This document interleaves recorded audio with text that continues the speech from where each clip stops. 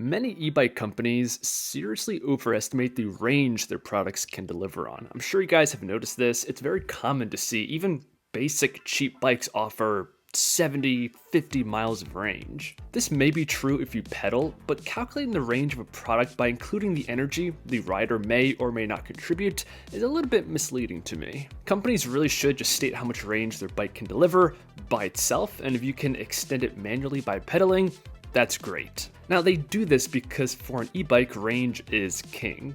Speed, comfort, looks, also all very important, but how far you can ride the bike really dictates its usability and whether or not it fits into your life. With any EV, battery size alone doesn't solely dictate the range. Other factors such as the weight of the vehicle, the speed it's traveling, riding terrain, all can shift the expected range, but ultimately the one factor that's going to affect the range the most still is just the raw battery capacity. And right now, a very common battery on quote-unquote long-range e-bikes is 48 volts, 20 amp hours. The higher the voltage, the more peppy, responsive, and the higher top speed you're going to achieve. And the amp hour figure is simply how many amps this battery can deliver for an hour. And to get the total overall energy capacity, you multiply those two numbers together. So a 48 volt, 20 amp hour battery has a total watt hour capacity of 960, meaning that it can deliver 960 watts for an hour. Now that's not terrible. It's plenty of juice to take a joyride around town, have a little bit of fun. I have used this exact battery before on a pretty normal 750 watt hub motor bike, and I was able to get 20 miles of range under its own power with normal riding. The next size up you can find is 52 volts, 20 amp hours. These tend to be a bit more responsive, they have more get up and go when you twist the throttle, and thus the overall energy capacity is a bit more at 1040 watt hours. And this is where you hit the problem. If you want more range beyond this point, which is just about 20 miles, there is very few options. You're not going to find many bikes that have a 52 volt, 30 amp hour battery or 48 volts, 50 amp hours. That just doesn't exist right now on the market, unfortunately.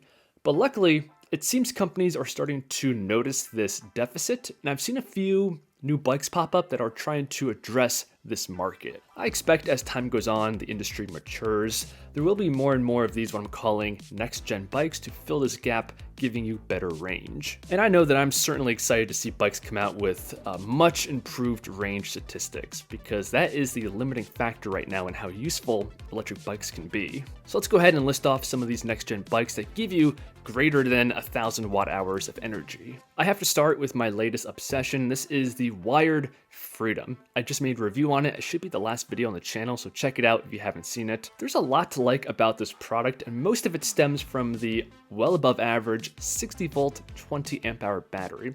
This delivers a total watt hour capacity of 1200. So that's a solid bump up in energy capacity. And because that comes from being higher voltage, you really notice it in the performance. This is a joy to ride. It's very responsive, peppy, it has great acceleration and top speed. The motor runs at 2000 watts, which is also above average.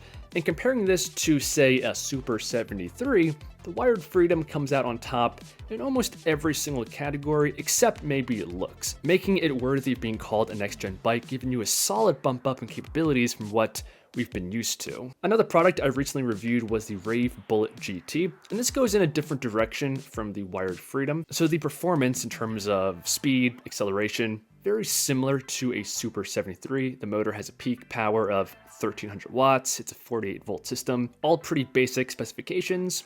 Aesthetically, the bike is super fresh in my opinion. I think it looks great, on par with Super 73. I also appreciated the motorcycle seat. It was super comfortable. But the feature that makes this bike next gen in my view is the inclusion of dual batteries. And I think dual battery systems is going to be way more common in just a couple of years. It's a pretty simple, easy way for companies to give you much improved range, and this model with the dual batteries comes in at 48 volts, 28 amp hours for a total watt hour capacity of 1344.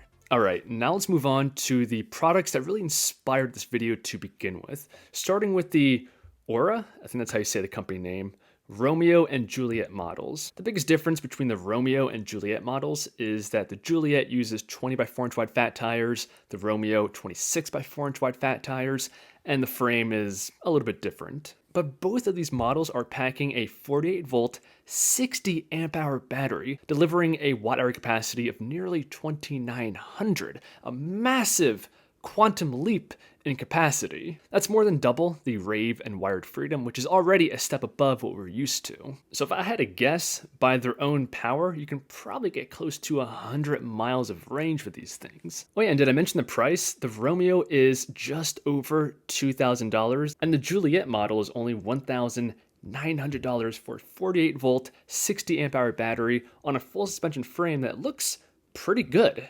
I noticed you can even buy these off of Amazon, super convenient, and right now they have a $200 off coupon, so I'll leave links down below. Yes, I'm super excited for these bikes, and I might be getting one to review on this channel shortly for you guys. And the final next-gen bike I have for you guys is the Oaky A8 Pro. This is surprisingly similar to the other bikes I just showed you because it's also a great deal, around $2,000 price point, and the battery is 48 volts, 60 amp hours. I really hope this becomes a new standard because this kind of range at this price point is epic. This can also be found on Amazon, and with the current coupon, it's an even better deal, $1,750. The motor has a pretty similar wattage, around 1,400, and this is also full suspension. Yes, they're claiming here a range of 110 miles, and honestly, this can probably get pretty close to that. And somewhat unique, right now they have a pre-order page for a 52 volt version that's still 60 amp hours. As far as I can tell, everything else is the same. The motor is still 1,400 watts,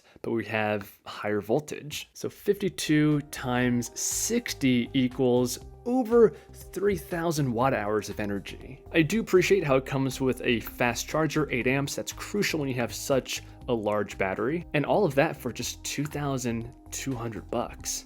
That is awesome. So that's a look at some next-gen bikes coming out that deliver much improved range. The Wired Freedom has the best performance, being a 60 volt battery, by far the highest on this list. The Bullet GT looks fantastic and has a dual battery configuration. Both of those bikes give you well over 1,000 watt hours of capacity, above the norm we've been used to. But then taking you to that next level, we have the Romeo, Juliet models, and the Oaky A8 Pro, giving you 60 amp hours at 48 volts, or even this 52 volt model. That's super impressive. Hopefully I can get one of these on channel soon to review for you guys. If you enjoyed, leave a like, subscribe, and I'll see you guys in the next one.